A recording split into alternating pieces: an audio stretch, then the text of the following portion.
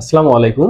নিউটনের তৃতীয় সূত্র পড়াতে গিয়ে সকলের মধ্যে একটা কমন প্রশ্ন হচ্ছে যে প্রত্যেক ক্রিয়ারই একটি সমান ও বিপরীত প্রতিক্রিয়া থাকা সত্ত্বেও ক্রিয়া এবং প্রতিক্রিয়া কেন একে অপরকে ক্যান্সেল করে দেয় না।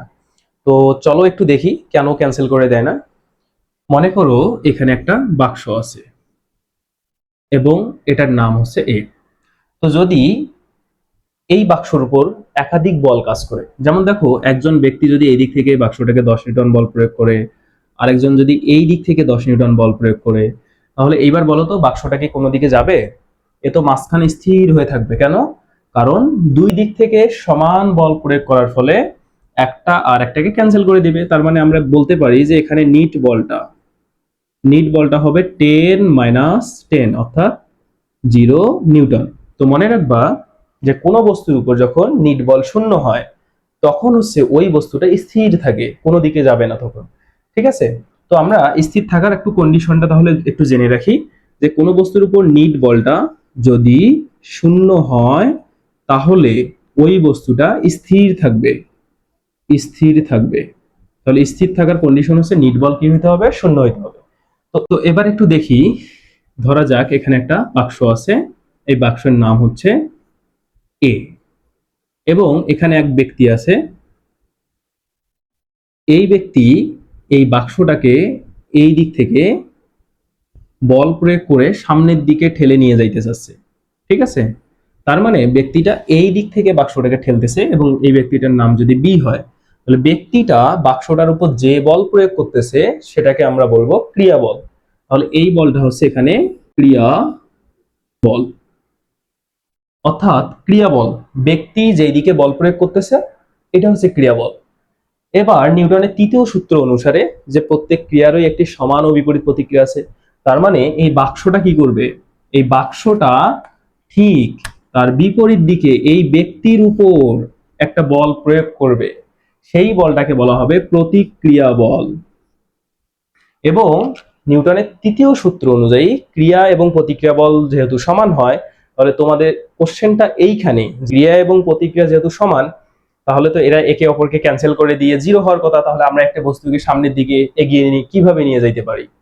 ঠিক আছে? তো এই বিষয়টা কিন্তু আমি একটু আগেও বলেছি যে যদি কোনো বস্তুর উপর নিট বল জিরো হয় তাহলে বস্তুটা স্থির থাকবে, কিন্তু নিট বল যদি জিরো না হয় তাহলে ওই বস্তুটা স্থির থাকবে না, যে কোনো দিকে তখন যাবে। ঠিক আছে? তো এবার আমরা একটু দেখি যে দুইটা বস্তু, এখানে একজন ব্যক্তি আছে আর একটা বস্তু আছে, এই দুইটার উপর নিট বল কার কত। ঠিক আছে? তো একটু দেখি। যেমন দেখো তুমি যদি বি ব্যক্তি যদি এর উপর ধরো 15 নিউটন বল প্রয়োগ করলো, বি এর উপর 15 নিউটন বল প্রয়োগ করছে, তাহলে নিউটনের তৃতীয় সূত্র অনুযায়ী এ বি এর উপরেও তাহলে 15 নিউটন বল প্রয়োগ করবে, এই 15 নিউটন। তাহলে এই বাক্সটা ব্যক্তির উপর অনুরূপভাবে 15 নিউটন বল প্রয়োগ করবে। তো এইবার আমরা নিট বল একটু চিন্তা করি। দেখো যদি ব্যক্তির ক্ষেত্রে চিন্তা করি, এই ব্যক্তির উপর তাহলে বাক্সটা কত নিউটন বল প্রয়োগ করতেছে? এই ব্যক্তির উপর 15 নিউটন। আবার আমরা যদি বাক্সের কথা চিন্তা করি, বাক্সের উপর কত নিউটন বল প্রযুক্ত হচ্ছে? 15 নিউটন। বাক্সের উপর তাহলে কত নিউটন বল প্রয়োগ হবে? 15 নিউটন। তাহলে ব্যক্তির উপরেও 15 নিউটন হচ্ছে, বাক্সটার উপরেও 15 নিউটন হচ্ছে। তাহলে এবার আমরা আলাদা আলাদা করে দুইটা নিট বল বের করি। দেখো এই ব্যক্তির জন্য নিট বল কত হবে?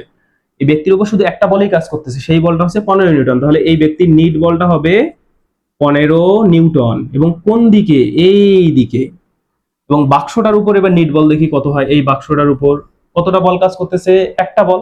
তাহলে এটা নিট বল সেটাই হবে। তাহলে এটার নিট বল হবে 15 নিউটন, কিন্তু এই নিট বল কোন দিকে? এই নিট বল হচ্ছে সামনের দিকে, এই দিকে। এবার দেখো কারো কি নিট বল এখানে জিরো হইলো? হয়নি। তার মানে নিট বল জিরো না হলে সেটা অবশ্যই গতিশীল থাকবে বা চলতে পারবে। তো মনে রাখবা যে এখানে যেহেতু নিট বল জিরো হয়নি, তার মানে দুইটা জিনিসই চলা সম্ভব। কিন্তু প্রশ্ন হচ্ছে এখানে আরেকটা প্রশ্ন অ্যারাইজ করে যে এই বাক্সকে আমরা সামনের দিকে ঠেলে নিয়ে যেতে পারি, বাট আমরা তো পিছনের দিকে পিছাই না। তো মনে রাখবা যে আমাদের পায়ের মধ্যে কি আছে? ঘর্ষণ বল আছে। আমাদের পায়ের মধ্যে ঘর্ষণ বল এই যে নিট বল, এই বলটাকে নালিফাই করে দেয়, মানে ক্যান্সেল আউট করে দেয়। যার ফলে আমরা কি করতে পারি? বাক্সটাকে ঠেলে সামনের দিকে নিয়ে যাইতে পারি। ঠিক আছে? তো আমাদের উপর নিট বলটা শূন্য হয়ে যায়, যার ফলে আমরা তখন স্থির থাকি। কিন্তু বাক্সটা তখন সামনের দিকে যেতে থাকে। আশা করি তোমরা সবাই বুঝতে পারছো। ধন্যবাদ সকলকে।